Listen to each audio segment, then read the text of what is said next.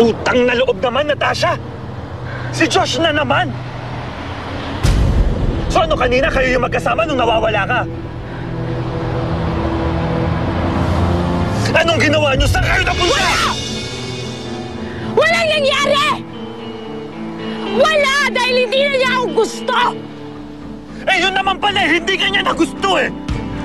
Eh, titigilan mo na! Natasha, ako na! Ako na ang boyfriend mo!